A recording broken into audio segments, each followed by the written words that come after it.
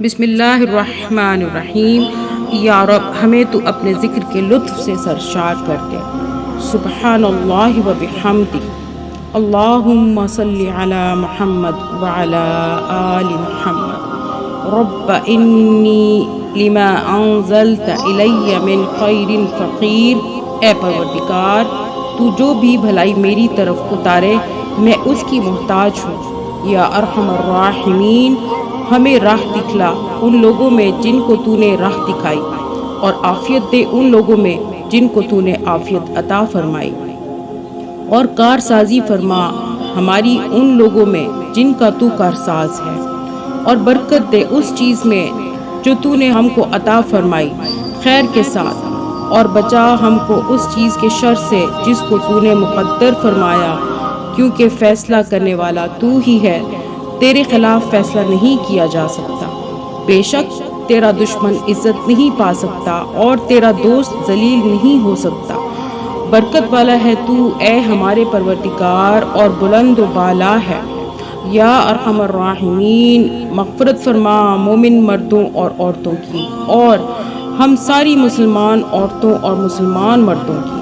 ہم سب کے گناہ معاف فرما، اور ہم سب کے حالات کی اصلاح فرما، اور ہمارے باہمی تعلقات کو درست فرما دے، اور ہمارے دلوں میں باہمی الفت اور محبت پیدا کر دے، اور ہمارے دلوں میں ایمان و حکمت کو قائم فرما دے، اور ہم کو اپنے رسول کے دین پر ثابت قدم رکھ، اور توفیق دے ہمیں کہ شکر کریں تیری ان نعمتوں کا جو تو نے ہمیں دی ہیں، اور غلبہ عطا کر ہم کو اپنے دشمن پر اور ان کے دشمن پر۔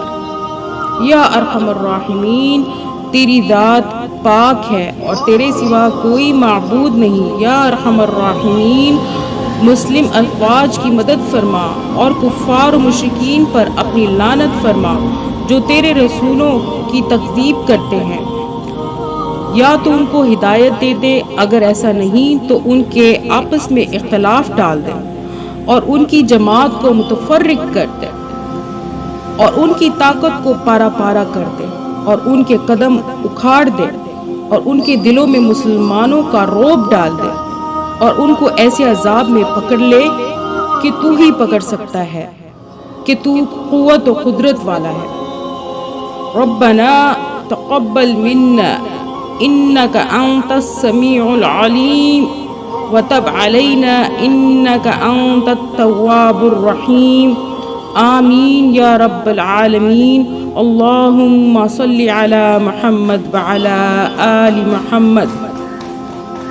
اللہم صلی علی محمد وعلی آلہ واصحابہ وسلم تسلیما کثیرا۔ السلام علیکم ورحمۃ اللہ وبرکاتہ۔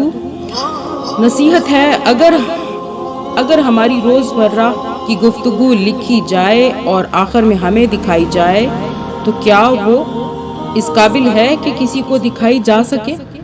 رسول اللہ صلی اللہ علیہ وآلہ وسلم نے فرمایا، انسان کوئی بات زبان سے نہیں نکالتا یہاں تک کہ اس کو لکھنے کے لیے ایک حاضر باش فرشتہ موجود ہوتا ہے۔ اب اس طرف نظر کر ہی لیجئے۔